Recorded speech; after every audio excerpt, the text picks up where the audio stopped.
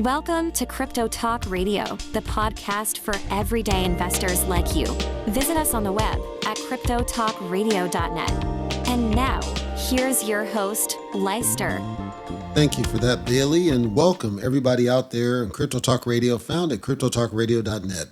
Yet another quick, short day. I'm excited. It's hot outside, though, folks. I got to say, I'm not feeling good with this heat. I'm used to heat. I come from states that are hot, but this heat is abnormal in the sense of humidity levels. I come from dry heat, Nevada, etc. So I'm used to desert type conditions. I will tell you, I don't hang very well in those from a breathing perspective. It's not healthy. But when the humidity's high, that's actually dangerous. You may not know that. It's harder for your body to respirate. Look it up. As in sweat. It's harder for you to do it because there's so much moisture it seems weird, but it's harder for you to sweat when the humidity is high. So it's actually dangerous. So stay hydrated. Look into electrolytes like Pedialyte, believe it or not. It's good for you.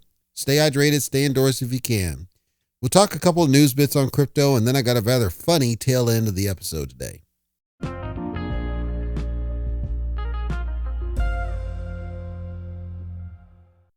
CoinMarketCap.com, and we will zoom out to the month chart for Bitcoin, which is currently hovering just around the $58,500 mark with a very strong, deep downward trend, as I recorded, with some YouTubers estimating we were going as low as 55. A couple of them estimated we were going as low as 30.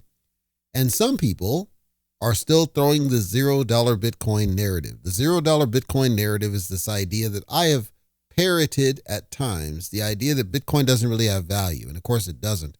But I said that it's because of some of these emperor's new clothes sorts that they're not going to let it go to zero, that it's unlikely to go that far. And I previously predicted 66,000. I got that wrong, as it does seem like it's going to go quite a bit down. At this point, I can't even best guesstimate how far low. Do I think it goes to the 30s? I think it's 40,000, certainly in the realm of reality. I say that.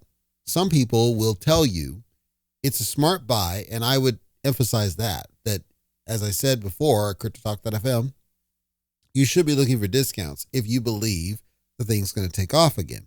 So if anything is going to, it would arguably be Bitcoin, if only because, again, there's a slice of people out there that won't let it go to zero. Especially if they're ones that made bank off it. There's some that made a bunch of bank and then blew it. Like they literally went to the real casino, the actual casino, and blew what they won. Some of those people might buy back in because they think it's going to run again because of the cycle that they keep talking about. But some have estimated that the cycle's getting longer and that you won't see any sort of significant move until 2027 to 2029. I have no idea on the dates. I will say that it's highly unlikely that Bitcoin goes to zero. I will say it's highly unlikely this down is going to last. I do think that the Clarity Act plays a little bit into it and the uncertainty of it. And I would argue the Clarity Act is a move in the wrong direction for the right reasons. It's trying to add clarity, certainly, in terms of who has oversight, but we're not really solving the root of the problem. We'll be talking about that here soon. We're not solving the real root, which is treating it like currency. That's its flaw. That's the main flaw of crypto, treating it like any form of currency. When you try to treat it like currency, what does the government want to do? They want to tax it, and they want to regulate it, and they want to lock it down, and they want to scrutinize it. The scrutiny is the big problem. Taxation is a problem, but the scrutiny is a problem. The KYC, and you got to put IDs, and because we're in this mobile phone world, I guarantee you we're going to have a bunch of breaches and identity theft, and they're not trying to protect you on those at all. They're just trying to make sure that they get their money. Now, if we had a system that said you cannot require somebody to scan their ID on a mobile phone, you need to have another way for them to provide whatever verifications that you're trying to do, I probably wouldn't mind as much, but they don't. But there needs to be another way that doesn't require using your phone, which is already insecure, to scan your ID, putting it out there in the cloud, which is insecure. We need a better way. I don't have an answer as to what the way is, but we need a better way. Here's some suggestions. How viable? I don't know. Did you know that the local libraries in the Midwest and in the South started carrying game consoles. So like back in my day, you go for books, you might have a computer there in the corner, you might have board games, and that was about it. Sometimes they had CDs, sometimes they had tapes, cassette tapes, sometimes they had VHS, but by and large, it was books, computer. So when I saw they're doing the video game console, with the loss of Blockbuster, and I think it's a good thing, right, for kids that can't afford it. It's really for those families that can't afford to drop $500 freaking dollars on a Switch 2 or something. So I'm not against it, but these, like the library, I think is a good conduit, and it's a trusted source. It's a trusted location. If they could figure out some way to integrate libraries for ID verification, you go to the library, you show your ID, the library is the one that's verifying your ID against some trusted something, not ID.me, that's scam. That's a scam. I'm talking some trusted something. They verify the ID. They verify it's the person they say it is. They then can update to grant access. So you're not having to scan it, mobile phones and all this crap, right? If they would figure that out, I think that would be a viable option. Libraries are everywhere, believe it or not. They're everywhere. They're easy to get to. They're friendly people. They're free, right? That's what I would want to see. I would want to see everything, including this, where they're trying to verify ID, leveraging libraries to do that verification instead of having to scan it on a phone and do the crap. Then I would like to have a central database, just like the Nexus program or Global Entry, these other programs where it's a central single source and all these exchanges and all these entities, they just tap into that. Okay, you're already approved. I don't need to do it again. We're using the trusted source to verify what the heck's going on. So you do it once and done. That's what I'd like to see happen. So we're not exposing our information 70 times because of the assumption, well, this one exchange can do everything you want, but then, we're not going to carry those cryptos. So you're forced to sign it with multiple crypto exchanges just to be able to trade what you want, thus putting your information further at risk. That's what I'd like to see fixed, that the Clarity Act doesn't solve. So I'm not sold on the strength of the Clarity Act as it was. Quick on Ethereum then. Ethereum currently hovering just shy of $1,600, downward trend just like Bitcoin. Ethereum is the other thing, if you were going to buy something that I would think is kind of worth your time, if you were going to buy into something, because you should look for discounts. Now, Ethereum does look, I don't think it goes beneath $1,200. We've been down this road. This is 2022, I believe it was, where I said, if it goes beneath this, I'll do this. I don't think Ethereum is going to go that low. If it does, that's a clear buying opportunity, because there's no way with the smart contract, just alone, smart contract supports and everything, that Ethereum is going to go that low. If it does, it won't last. I promise you it won't last. Not for that one. Speaking of the Law and Clarity Act, were you aware? You might not have been, and that's why I'm telling you. And that's why you should tell people, CryptoTalk.fm. Were you aware states can pass laws that sometimes contradict or just take a different tact for what the feds do in the United States? The state of Illinois recently put on the books that they're going to put a 0.2% tax on crypto trades and transfers and custody, targeting central exchanges. So it's transparent, but it's going to basically increase your spread or increase whatever they charge you to do the trades of the crypto. And again, it's focused around the exchanges, central exchanges. You might wonder, well, wait a minute. Isn't that just my money? How could they tax my money? The same way your income's taxed. It's the same concept. How's that any different? The states always can levy their own taxes. They always could. In order for the exchanges to operate in states, should they choose to, and many do because they want those people, they have to sign up. They have to agree. They have to register. They have to go through the process. As part of it, they are also subject to whatever the state imposes. Robinhood, for the longest time, did not allow SHIB for the longest time. And I kept telling people, okay, get it from somewhere else. Get it from Uniswap. Get it from, why does it have to be Robinhood? And then it listed finally, years after the fact, and it didn't move. It was just a vocal minority. The point is that states do control kind of what crypto is going to be allowed to be traded for the residents in that state. They also control taxation. They control anything that they want to in exchange for having that access to those citizens. So Illinois passing this law, they're the first to impose any kind of tax against crypto trading or transfers, etc. Some states ban it, some states block it, some states limit what can. This is the first you see any kind of taxation.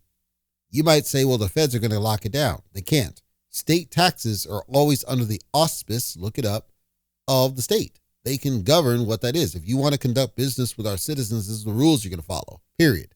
There is no negotiation on it. What then usually will happen is other states will start to jump on board. That may or may not happen. Remember, and I believe it was Montana, there was another state where they became the first state to allow cryptocurrency to pay your property tax bill or whatever it is. That didn't catch on. It didn't go wide. It may just take time. You might not have known the state of Oregon for the longest till just very recently still had effectively slavery on the books. Now they didn't do it. Now I say that Oregon has racist people. Don't get it wrong. Okay. Oregon has blatantly racist people. I'm saying that they didn't get rid of slavery officially on the books, ratified, it's word. They didn't get rid of it on the books till very recently. Some states are slower than others. That's the point I'm trying to make. So it could be this will catch on, but it's going to take years before you see it. And by the time it happens, you're going to see tax rates like 1%, 2%, 3%, or whatever. Now, what's the flip of this? The flip of it is if that's done in lieu of having to report it on a tax form, then it's a good thing. If it puts the burden of the filing of tax on the exchange, that's a good thing. And it should be what the IRS does. Because I don't like the IRS taxing income in the first place. But if you're going to do it, if you're going to do something like that, I want that business to be on the hook to file it. That's why I want consumption tax. Because then the stores and the retailers and whoever, they're on the hook to file. The business, not the individual.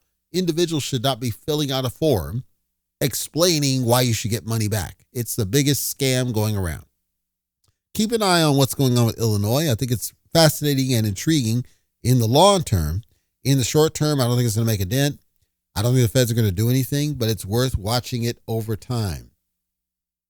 I noticed some YouTubers complaining, and the amount of begging and pleading like James Brown for people to like, subscribe, and comment and help me trend is out of control. It's just out of control.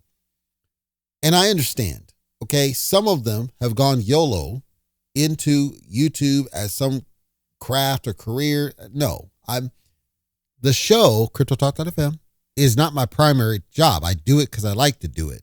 I make money. I'm a JOB. I have my own business. And the podcast is simply an asset. It's a brand. It's secondary. It is not an income source. It never has been. I have a tip jar. You hardly ever hear me talk about it. It's just kind of out there.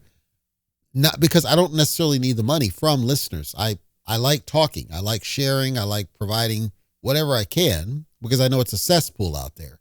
That's what it is. If people want to tip because they want to tip, they can tip. Tips there, But it's not something where I have actively promoted any sort of financial, including the YouTube, which is a replica. The show distributes to podcast platforms, which is where I prefer you listen. I have my own site, and then it replicates to YouTube. It used to replicate to other video sites. I turned those off because of other nonsense. But it replicates to YouTube simply because there are people on YouTube who are craving level-headed information like myself. So that's the only reason I do it is I just, so I don't care about getting thousands of subs and hundreds of views. And if it happens, it happens, right? If it does, great. I appreciate it, but it's not, you don't hear me shilling for that because YouTube is just an app or something. Because if you do that, you're just beholden to YouTube taking a chunk of your money anyway, only to gut features, focus on crappy shorts and all this garbage. Turns out there's a larger thing happening, which is something I alluded to some time ago. But what's happening is that there's a bit of fatigue across social media. around cryptocurrency.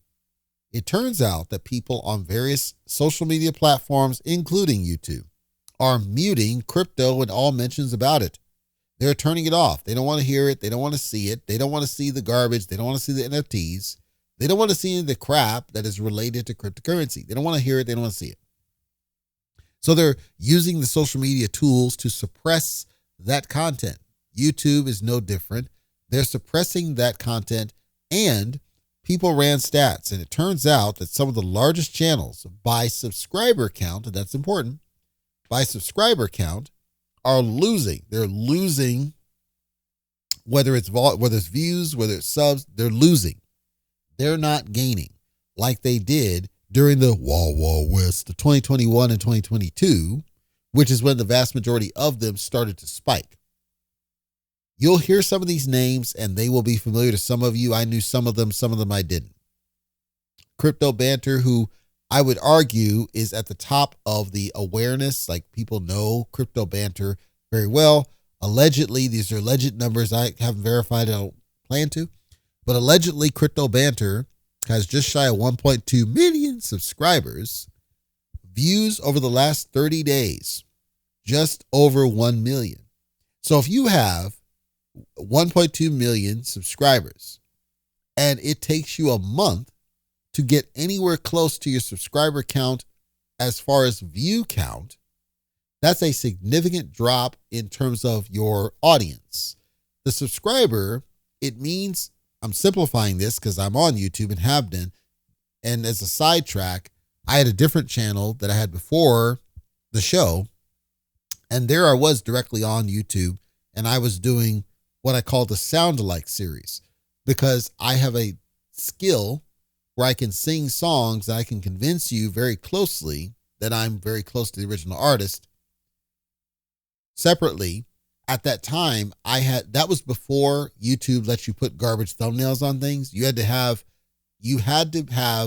tenure, you had to have a number of subs, you had to have a number of views. You had to actually be good before they let you do a custom thumbnail. That's what it was back then.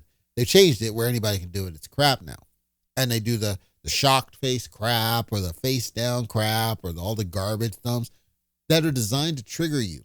And the reason I'm spelling that out is because a lot of these people, they have gone full on into the garbage thumbnails because they know it triggers your FOMO. That's where they're getting people from, is they assume these, because the stats tell them, that's why they assume it. The stats tell them these are the ones that get the most clicks. Clicks, if you get, let's say you saturate it, this goes back to the ad days of like AOL in the 90s. Your click, so that there was a number, you put banner ads and you were paid based on the number of clicks. It was small, but you were paid. So if you got 1 million clicks, and let's say you got a penny per, that's not bad, right? Obviously, you're paid more for people that buy the product, but just getting the click was actually lucrative back then. When the ad market, A, got saturated, B, got overwhelmed by ad blockers, platforms like YouTube, when it got bought out by Google, went to this model where, okay, well, we know they're blocking ads. We know they're doing this, that, and the other thing, but we still can use that click kind of conversion to tell us how popular a channel is. And then they did science and determined, okay, this is what drives clicks.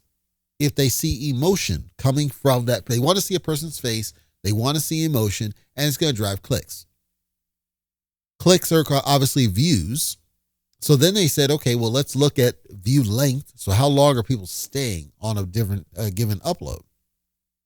And they bias, does YouTube, for those that get the most clicks, the most views, the longest watch time, it's referred to, and then engagement.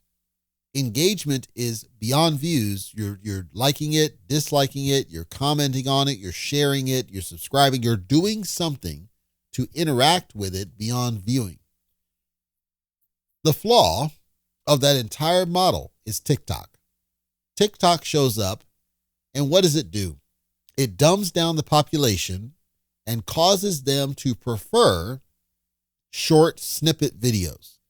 In order to meet metrics They said, well, the best videos that get the most traction are less than X minutes. Usually it's like 2 minutes or 3 minutes. It's low, quick, dirty tidbits of information where the human brain, and I'm deviating because it's important. The human brain cannot properly absorb what is being said for the purposes of learning anything. It's critical you understand that these quick snippet tidbit things are FOMO driven. They're designed to just get you to react without being thoughtful about the content you're getting. Now, why did I deviate that way? It's so you can understand the reason for the numbers that I'm quoting here. Coin Bureau is another popular one, 2.7 million. Altcoin Daily is another one, 1.65 million. Ben Cowan, I never heard of, 1 million.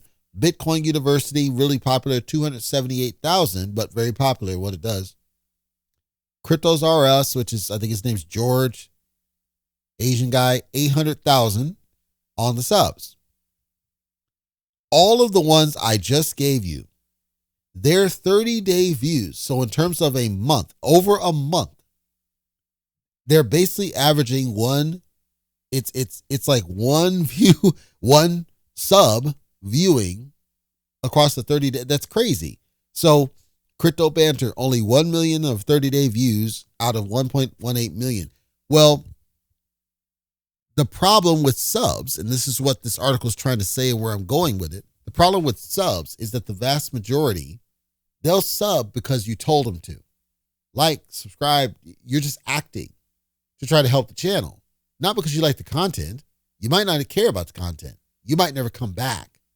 But now you got this sub tally, and it just keeps going up. Even Jim Cornette, who has really high numbers, he has higher numbers than AEW at times. Even Jim Cornette struggles with this because he's got hundreds of thousands of subs. The only time he's cracking 100,000 is when he's talking about Vince McMahon or some nonsense controversy that's out there that people want his feedback about. That's it.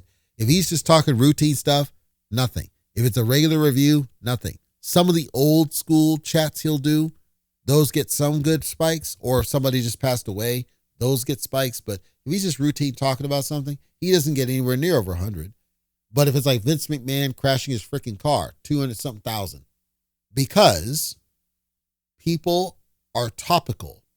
They're looking for something specific. They're trying to find something specific. They're trying to pull specific content. When people don't talk about what somebody wants to hear about, those channels don't get views. They don't get subs. They don't get engagement because you're not talking about what somebody right now, because of FOMO, I want to hear about this. So Bitcoin, when Bitcoin starts crapping, you see a whole slew of people talking about Bitcoin. Luna Classic. Bleaves has been just doing Luna Classic for weeks. He doesn't respond when it's this. I saw one chatter and he's like, I wanted to respond, this BGM Capital, whatever, scammed me, and I want Bleaves to respond because he shilled it. Bleaves isn't answering that question. Devi's got a bunch of fiascos. Sometimes he'll answer it, sometimes he won't. Volt, he's not speaking about this variety of stuff where people are actively trying to hear from him about these things. And so as a result, even his are dwindling. His views are down, his likes are down, everything's down. Back in the Satama days, if you go and look at his history, he was pulling thousands of views on his, especially when he was talking, ranting, he's pulling thousands of views. Nowhere close now because he's switched and he's just talking about what everybody's talking about. Luna Classic right now, just because it was that chatter that was going on, or XRP because it's the chatter going on, or Bitcoin crapping. Da Vinci Jeremy's doing the same thing. Bitcoin, he's just chatting about it now. When silver was spiking, he was chatting about silver. The vast majority, they just leap to what seems to be in the current popular because they know people are out there just searching for content. They're searching for something specific. But as a result, some of these ones that are more in the diverse set of coverage, they're losing. Crypto Banter, it says approximately a drop, and I think it's referring to views, a drop of 35,000 a day in terms of average views. Coin Bureau, 41,000 a day. Altcoin, 60,000 a day. Cryptos RS, 21,000 a day. And Cryptos RS subs is dropping for him Bitcoin University is not. It's staying steady on the subs, but it's losing views. Bitcoin University is staying pretty consistent with its view counts, which I think is good. It's hard, but it's laser focused. It's really focused on what it covers, or it tries to be. But that Altcoin Daily, 10,000 subs lost over a 30-day period. Same with Coin Bureau. I have a theory. Is it possible that some of those subs are not real? I don't know. I'm asking the question. It might be possible. My channel, I have actually 2 of them or 3 of them. My channel here, people might subscribe, but I'm not asking them to. They do it because they want to follow whatever's covered. Many of them are looking for specific content, which I may or may not cover. And then there's some people who are proactively ask, and that's fine. If I get the question, then it's kind of a self-imposed obligation. But I'm not you've never heard me on any of my, you can go back to history. I've never shilled for views or likes or subs because I feel the quality of your channel is directly correlated to organic engagement, not requested or forced or required. I think it should be organic. It should be, I'm so damn good, you want to do those things. And sometimes I'll have a video that's reasonably popular. I don't get people liking it. That's fine. But from a view count perspective, they're viewing it like crazy, sometimes repeated. That's fine. If they don't like it, it's their choice. I assume, and it's an assumption, and that's why I'm on the lower end of the totem pole. I'll get to that in a second. That's why, for me, this kind of news doesn't surprise me in terms of the decline.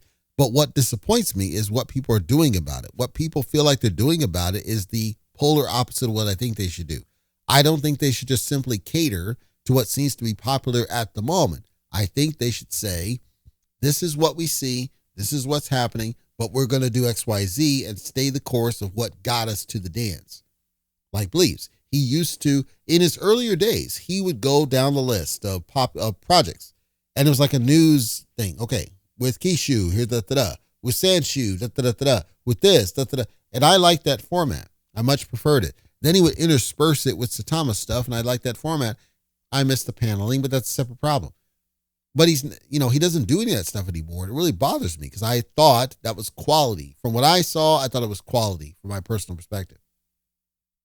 So it doesn't surprise me. It's the point of what I see of the decline, but it disappoints me that it seems like all the YouTubers are they're doing the same thing because the numbers say that it's the right way to do it. Subscribers is taking less of an importance, which is good. I think it's good. And I think if it's right that social media, they're just turning off crypto, which is, I suspected that would happen. I'm not on X. I quit the fucking account. It's like stupid. But if that's true, it doesn't surprise me because it felt like, first of all, crypto was all over the stuff and just a bunch of garbage. But second, it's clown show. It's clown show. It's ghetto. It's terrible. And I don't blame people for turning it off if that's really what's happening. For the remainder of my episode, I am going to hit you with a little bit of educational note because it occurred to me from this recent exercise just how little people understand about AI. When I say AI, I'm referring to not just the concept of it, but also the implementation of it, the biases of it, the flaws of it. It's staggering to me how much people don't understand about AI. I'm going to start with a term, LLM, large language model. Don't worry about the technicals. If you want to search it, feel free. Suffice to say that an LLM, a model, the model is what's used in order to provide the answers when you interact with any AI tool. The one everybody knows is ChatGPT. ChatGPT is a front end that interacts with various AI models to provide you answers. You might have heard terms like Claude. You might have heard terms like Opus. You might have heard terms like Haiku. These are models. These are various models that help the tool, whatever tool, provide responses. Claude is a direct tool. It has its own interface, you can directly interact with Claude, and Claude leverages the other models as well. There's a small fee if you go above and beyond a certain use. So it's a consumption model, but you can try it for free. And some of you probably have tried AI at some point.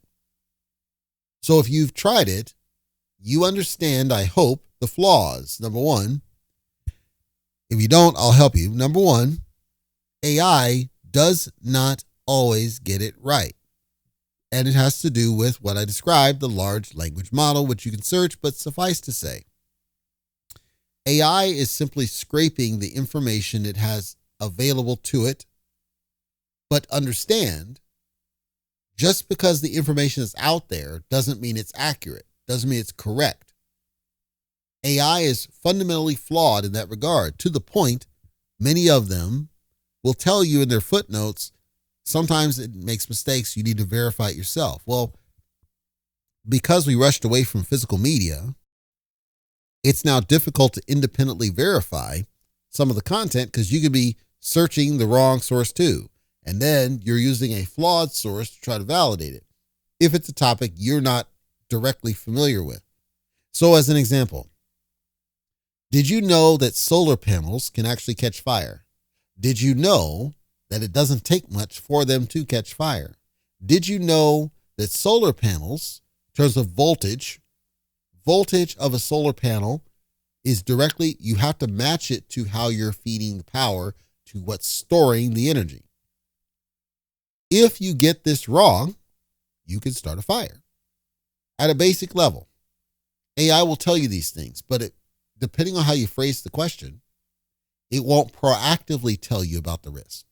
So let's say you asked it the question, I want to buy solar panels, which one should I buy? It might ask you questions back, what's the size of your house? How much energy do you consume? How much power do you need? Do you have a basement? It might ask you key questions simply for the purposes of understanding what are we dealing with from the physicals. You give it that information. It's not going to then say, your house is what? You have a wood roof? I don't recommend solar because of XYZ. It's not going to do that. You'd have to ask it, what are the risks of solar? And then it'll gladly tell you, here's what can happen with solar. It still might not get down to the fact that they can catch fire. If you have a solar installer, their job is to tell you about the risks of doing it. Their job is to make sure to mount it in a way that mitigates those risks as best they can. And then inspections. There's layers and layers of things that are trying to protect you. AI cannot know what's really going. It can't see your house. It can't see your roof. It can't see your situation. It has to go off what's said. That's why it's limited. But it can still give a wrong answer even with everything all points true. So we understand that sometimes it can get it wrong. And I'm explaining this because you should not blindly trust AI under any circumstances. It's easy to debunk AI if you know what you're talking about. I have defeated AI on countless occasions, which told me its level. Its level is that it's calibrated to tell you what you want to hear. It's dangerous to have anything tell you what you want to hear. The real strength of man is to deal with adversity and to be told what you don't want to hear, but that you need to. That's what keeps people safe. So the FOMO crowd, see, it all ties together what I said before. The FOMO crowd, the YouTube shorts, the TikTok crap, all the Temu, all these things that are designed to just appeal to your FOMO and just get you excited about something and to the moon, all of these do not benefit you. They hold you back. They suppress you. They make you less of a human. They are not your ally. They are not your friend. They do not support you. They do not benefit you. And in fact, they can endanger you. Evident by the guy who I did a coverage on this years ago. The guy who traded crypto as a kid. He was like 17 or something. He traded crypto. I think he was doing shorts. And then he got liquidated and it was like going to be like $6 million or some crazy something. And he killed himself because he didn't know. This is what I'm saying. Crypto is not your ally. Crypto is not your friend. Everything that it does is designed to trigger you into action. And that's its fatal flaw. That's what AI by default does is it gives responses that are what you want to hear so you can act. You have to train yourself to be skeptical of what it says. And you have to train if you're going to use it for anything. Because I'm not saying don't use it. I'm saying if you're smart about it, then it's fine. But it means you got to level set. Once you get to a point, if you have the knowledge, you realize AI is not much better for many things. It's fine for certain things. My Prism wallet, it played a part in its creation, but I guided everything else. I had to tell it exactly how to do things. I had to tell it how to secure things. I had to tell it how to manage API, keys and things. I had to tell it how to do these things. It didn't know what it was it needed to do in order to be a robust tool. So as long as you have the knowledge, it's perfectly fine to then just take on the legwork. I just did one today where I told it to write up, and all I did was just do a write-up, step by step of setting this piece up that I'm going to be setting up just to have it. It's essentially a competitor to donotpay.com for myself. And then if I turn it out fine, I might consider pitching it and selling it. But for me, it's for myself. But I had to tell it, just do the write-up of what it is. I take a look at the write-up. I need to verify what it says is true against my tool sets. I explain all that because it turns out that allegedly BlockDAG, the project that's cursed, has released an LLM, an AI model, an AI engine. BDAG AI.io. Public. It does not currently use credits. I'm sure it will at some point because it's not sustainable without it. But BDAG AI.io. They just announced this today. I took a look at it. I ran through a couple of queries. How best to describe it? It's very rudimentary. It's nowhere near what the other ones do. It's very rudimentary. But I did run through some queries, and somebody else on CoinMarketCap asked it a question. You can't see the question that was asked in the screenshot, but they asked it a question that essentially tried to get the tool to provide its thoughts on whether or not BlockDAG was a scam. Yes, BlockDAG's own AI, they were trying to get BlockDAG's AI to admit it was a scam. They were successful. BlockDAG's AI said that most likely BlockDAG's a scam. Screenshots out there. Now, we don't know what question it was asked. I can't see the question. The question, that is important context. Without it, you cannot understand bias and intent. So I went to this BDAG.ai.io and I asked it first, why would you say that BlockDAG's a scam? It came back and said, I didn't say that. Okay. Doesn't have memory. That was the test. It does not have memory as part of it. It seems like it's browser specific. So it seems like it's storing stuff in your browser or something. Because when I opened up a different browser, it was a new session. So then I broke down. Here's the quote that came from this other guy's screenshot. This is what they said that you said. What do you say about it?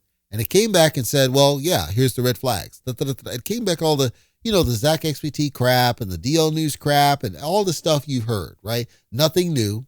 It came with nothing new, but it was transparent. So we understood that it appeared that this BlockDAG AI was not biased in favor of BlockDAG, is my point. It was honest. It said, Gurun Gizlos has been, on projects and all these companies. He's been on investigation to Seychelles. It called all this stuff out. It was nothing you have not heard. So it was transparent, at least in that regard. I went through, there's 3 bullets that came back, and it said A and then B and then C, and as a result, yeah, it's probably a scam. I went through each one of those bullets because I was trying to get it to understand, what you're saying. That's not the way this works here, dude. Because it's not. It's just not the way it works. So here's what I said to it for these 3. Because again, it's all about Zach XPT and DL News. That's all people have, right? Number 1, DL News. They shut down due to financial constraints. Some of this you may not know. Any organization that's financially struggling is arguably not qualified to speak on the financial constraints of other projects. If you're broke, you don't have any call to be criticizing Wesley Snipes for being locked up for not doing the taxes. If you're broke, You don't have any call to criticize Iggy Azalea for saying she's going to stay single unless she finds somebody richer than her. You're broke. You're not qualified to talk on it. DL News shut down because they were broke. So how can they be qualified to criticize BlockDAG's money questions? Additionally, everybody that complains about this keeps harping on this $450 million thrown out when the CEO himself is on record saying they collected $200 million, which is the same number I said it was. So I want people to let go of this $450 million number. It never existed. It's not real. I guarantee you they raised about $200 million, which is what I said, because that's clear. Because if you look at the liquidity wallets, which we assume are owned by the team, there's roughly half of that amount. And then the other half, we understand for 11 plus months, they were paying people. And if you look at roughly about $100,000 per person, and you look at how many people they had, it's quite easy to understand that they would have burned through tens of millions of dollars quite simply. Then you talk the technology, then you talk the hackathons. I can see a world, if I'm right, where they only did 200 million and then sliced half of it, burning money on people because Turner didn't know what the F he was doing. Am I right? I have no idea. The point is, the CEO is on record saying 200 million. So if 200 million is the real number, we got to let go of the 450 million. And if they've got roughly 100 million close left over, that's not too bad given how much waste has been done up so far. So DL News' statements, there's no basis in anything. They're just something to put a banner on CoinMarketCap, which is still there, but they shut down because they're broke. So they're not qualified to speak on financial matters. That debunks number one. Two, Zach XBT, this is my statement. Zach XBT indicated commingled funds, which he did.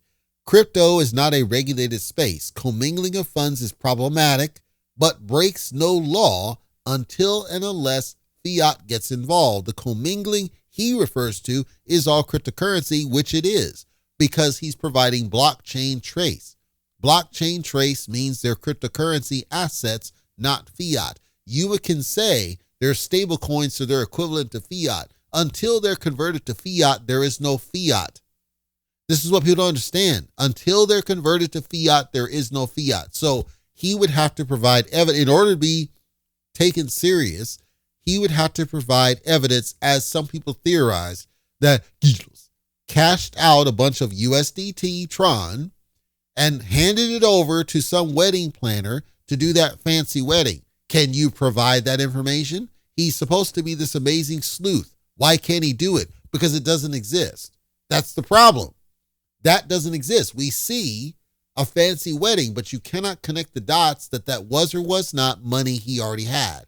That's the exact problem that I'm trying to emphasize to people, and why this bullet number 2 is already debunked, because it doesn't prove anything that runs afoul of a law. Number 3, Zach XBT on Spartans. He's calling out a concern, this is me, about a shared operation doing the same thing, casino. This in of itself is not illegal, because it's not. Setting up casino A and setting up casino B, there's no illegal. There's nothing. There's no law broken. There's nothing. It's shady. It's sketchy. It's problematic. You're possibly creating a little bit of Ponzi, but you have to prove that. You cannot prove. Him saying, well, they're shifting funds, but there's no funds. They're cryptocurrency. There's no funds. Until you can prove fiat movement, there's no funds. There's no illegality. You have to let it go. That's what I'm trying to get people to grasp. There's a difference between something being problematic, being sketchy, being shady, red flag, all of those, none of those are in question. Once you start getting to this level of accusations of illegality, that's where it's a problem. So 3 is debunked because, again, okay, he set up 2 casinos. There's no law broken to say that he can't do that. So I said the 3 sources you selected are effectively debunked. You must find sources that A, show definitive proof of illegal activities. That's the big one.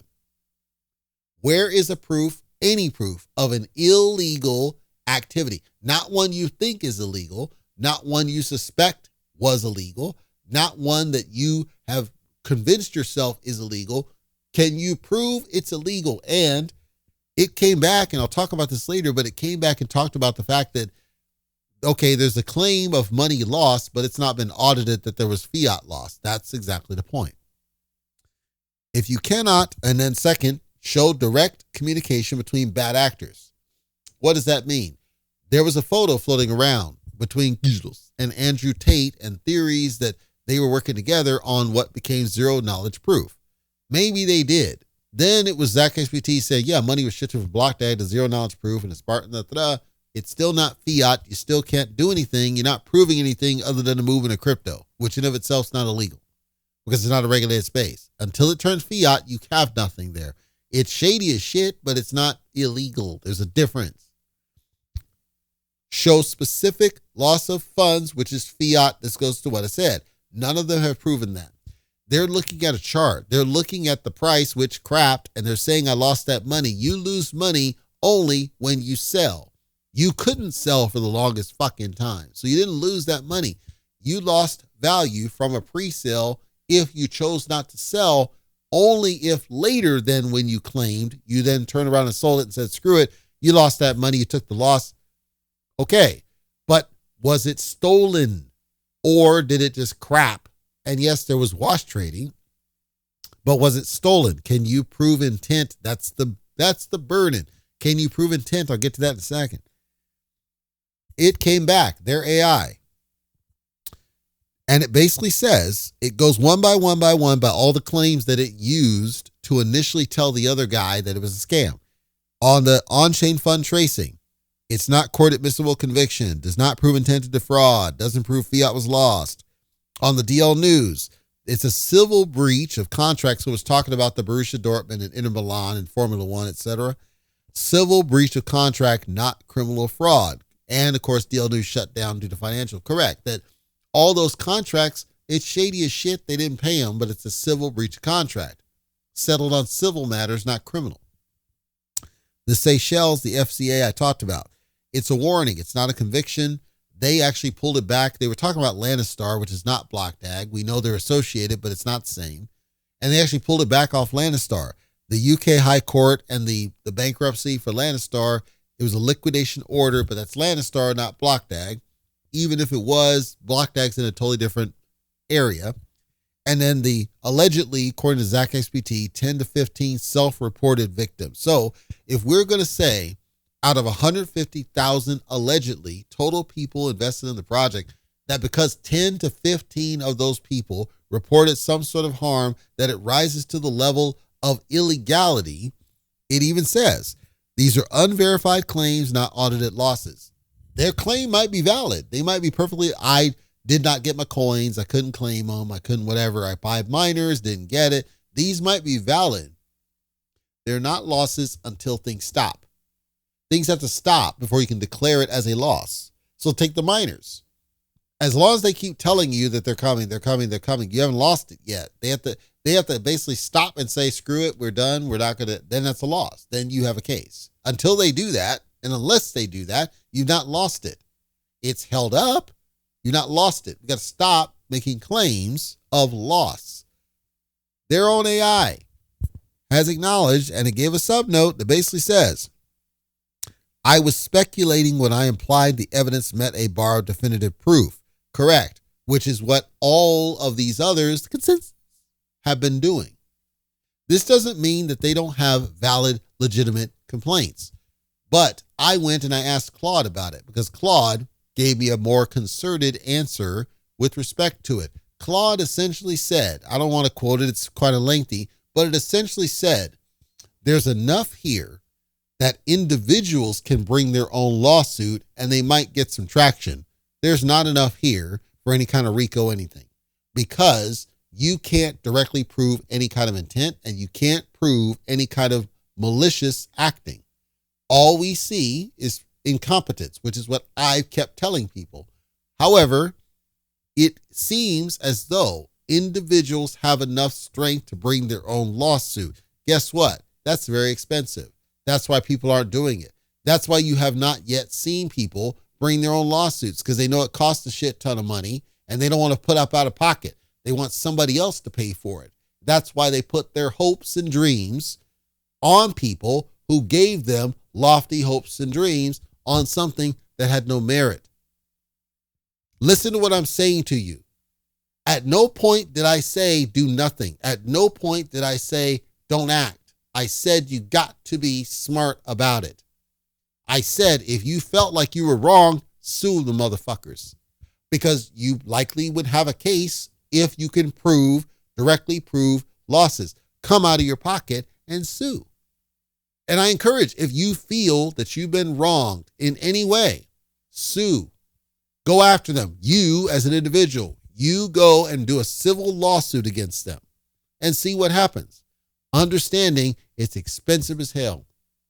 6 figures by the time it's all said and done. And that's assuming you can get them to settle. And you got to understand you're dealing with people that have a lot of money to fight it. It's up to you. Never have I said do nothing. Never have I said it's on the up and up. I said if you felt like you want to do something, then do it on your own as an individual. The reason that it's being perceived as a big nothing burger is because there's too many people relying on vigilantes to try to do the tough work for them. They can't help you. They never could. It's false hope. They gave you false hope. Period. Because it didn't rise to that level. It still hasn't. But you as an individual might have a case, but you're going to need to come out of pocket. That's the reality of the system that we live in. I can't speak for the UK. I can't speak for Germany. I can't speak for other countries. I can speak in the US. In the US, anybody can sue. I talked about it. So bring a civil suit against them and see what happens. Understanding you're going to come out of pocket. You might find a lawyer slimy enough to say, I'll just get paid out of it because I know it's a slam dunk. I don't think you will. I think most lawyers are going to laugh you out the room. I do believe that. But you can go pro se, represent yourself, see what you do. It's cheaper, but you're still going to spend money because it costs money to do these things. Don't rely on vigilantes to save you. They can't. Your justice must be your justice. If you want to do it, do it. The reason I'm so confident now, the reason I'm so confident, the reason I'm so adamant, and the reason I'm trying to emphasize this to you, the reason that they cannot help you, this launch emphasizes the very thing that they're doing, the team is doing. They're rolling shit out. They're giving things. Things are happening. Things are moving. Things are being built. They're unstable. They're a buggy shit show. They're a nightmare. But they're delivering things. There's activity. Things are moving. Claims were active. Exchanges are active.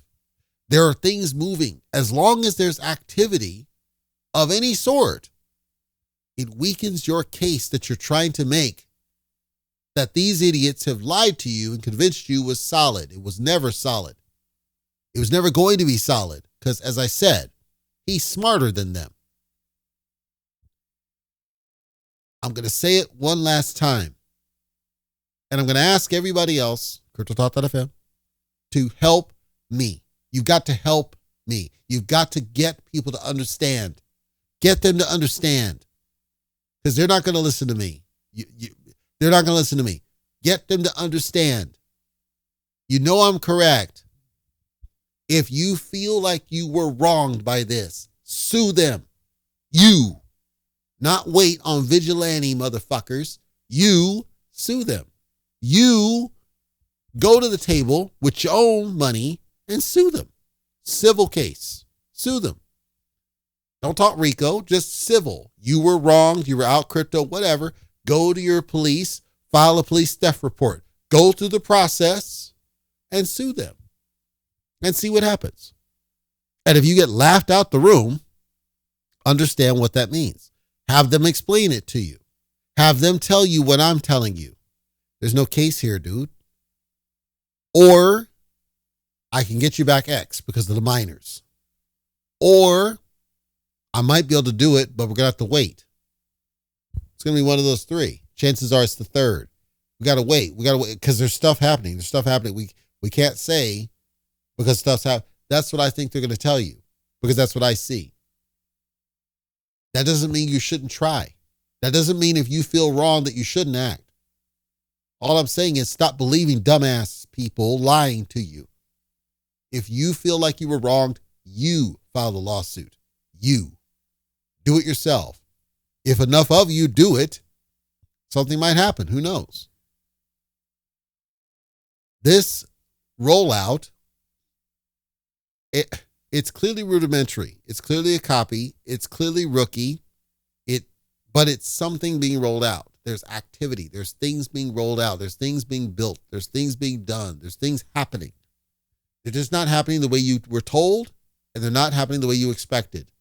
And as a result, everybody is at a low point on the money scale, like every other pre-sale ever has been. None of which rises to the level you're trying to impose. It does not. If you don't believe me, ask AI, but make sure that when you do, you are clear and transparent with the way you ask the question. You cannot fall on Zach XBT. He has proven nothing. He's provided no evidence of anything. All he's done is shown that crypto is moving across chains and that some people who invested more than they can afford to lose are sitting at a loss on a project that's doing something. That's what you got. Doesn't rise. DL News shut down. Doesn't rise because they were already broke at the time they reported it. They were trying to jump on the bandwagon and save their asses before they shut down. It didn't work. Nothing's worked. That's all that's here. DL News and Zach XBT. That's what you got? And photos of a wedding? That's what you got? And photos of Andrew Tate? That's what you... Listen to what I'm saying to you. That's what you got? That's the best you got. And you think that a group of you is going to take him down when that's all you got? I'm trying to help you. If you feel wronged, you as an individual go and file a civil lawsuit. I'm imploring you to do that and see if you win. Go pro se. Learn how to do it yourself if you cannot afford an attorney. But please stop listening to dumbasses who are misleading you. They don't know what they're talking about. They don't know what they're doing. They're just trying to rile you up. I'm not suggesting you shouldn't be angry. I'm saying don't let them rile you up. If you're angry, be angry on your own for your own reasons and be angry at yourself for making the bad decision and then do better next time. I promise you, you'll feel better if you just sit back and listen. Things are being built. Things are being developed, though buggy shit show they are.